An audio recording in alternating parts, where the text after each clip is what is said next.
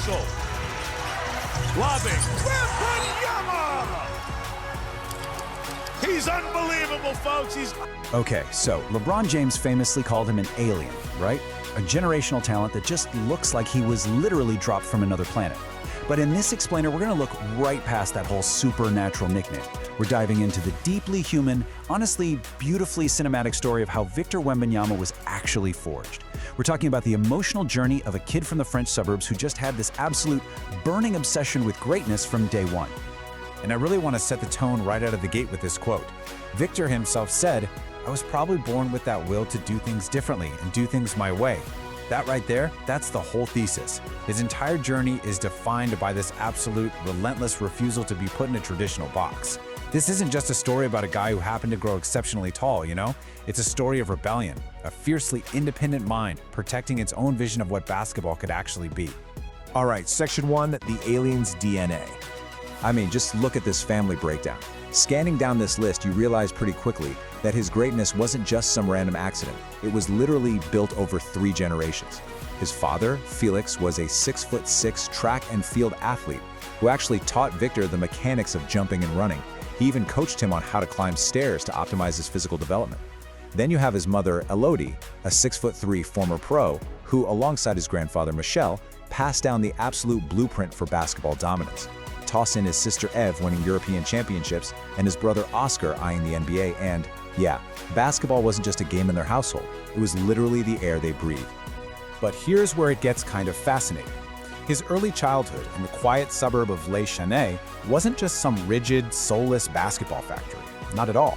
His parents intentionally prioritized physical literacy through things like judo, which taught him how to fall safely and manage his center of gravity, and football, where playing goalkeeper seriously sharpened his lateral quickness. And crucially, they protected his mind too. He spent his downtime drawing, studying the art of Keith Haring, and getting lost in fantasy novels. They were actively protecting him from that early burnout that ruined so many elite prospects. Moving right along, Section 2, refusing the box. Picture this for a second. Victor's just 9 years old. He's on the court playing against 11 elite guard skills.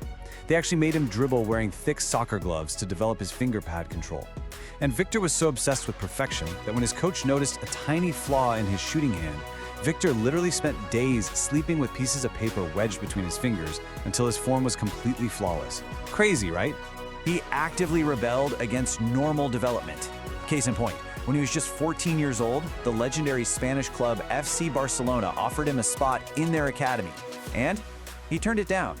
Why? Because the Spanish coaches wanted to restrict him to the low post. His agent, Bona Naye, made it absolutely crystal clear, saying, "Victor will not be put in a box. People will have to adapt to him. He dictates the terms of his own evolution." Which leads us to Section 3, building a different body. Now, as his frame rapidly stretched past 7 feet, I'm talking growing at a staggering rate of a centimeter a month at one point, his team faced a completely unprecedented dilemma. Think about it. How do you add strength to a 7'4" frame without losing flexibility? How do you protect such a uniquely long athlete from the grueling nightly punishment of grown men in the NBA without stripping away the very agility that makes him an alien in the first place? Normally, the traditional NBA method is to hit the weight room, pack on heavy muscle mass, and bulk up. But Victor's team completely rejected that. They knew that rapid weight gain literally destroys the joints of giants. Instead, they took a totally different approach. They actually modeled his physical development after Kareem Abdul-Jabbar's legendary longevity, focusing entirely on core stability, dynamic joint flexibility, and physical preservation. His trainer, Guillaume Alquier, implemented some truly fascinating, honestly almost bizarre routines to achieve this. He actually had Victor digit crawling across the floor, meaning he was supporting his massive giant frame using only his fingertips and his toes. I mean, it's hard to even picture. They placed this extreme focus on big toe mobility, just to ensure his feet could properly distribute the ground force of his movements. They weren't just training him, they were literally bulletproofing his extremities. All right, Section 4, forging the mind. Master Yan'an once told him, "The daytime is for your body. The nighttime is for your mind, your awareness." Because to forge the fearless mentality required for transcendent greatness, Victor didn't just turn to standard sports psychologists. No, he sought out Shaolin monks. He trained with Master Yan'an in China. Just imagine the 7'4" athlete forcing himself through agonizing 90-minute cross-legged meditation sessions. Imagine him navigating steep mountain paths in complete darkness and total silence. Master Yan'an wasn't teaching him basketball, he was teaching him to completely free his mind from fear. And he combined that deep spiritual awareness with the wisdom of actual NBA royalty. Working with Hall of Famer Hakeem Olajuwon, Victor was trained not as a traditional center, but as a big guard. Hakeem gave him the ultimate mental green light. He told him, you don't need to wait to win. If you're that good, you're going to make your team win regardless. That right there empowered Victor to just embrace his absolute dominance immediately.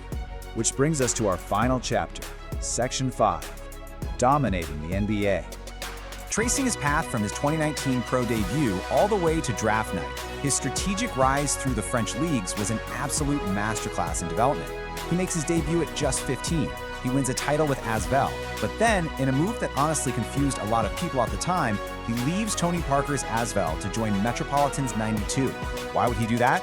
Because he purposefully wanted a team built entirely around him to simulate the crushing pressure and focal point expectations he was going to face in the NBA.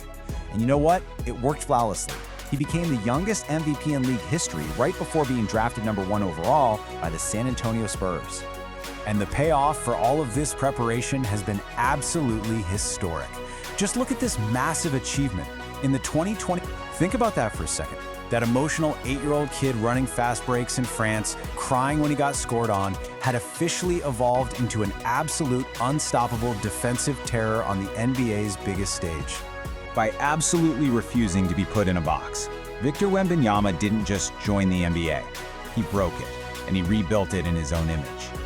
His generational greatness is the direct result of a family blueprint, relentless curiosity, and staying undeniably true to his own unique path. And as we watch him continue to just rewrite basketball history, it leaves us all with one massive question. Just how high is his ceiling truly going to be?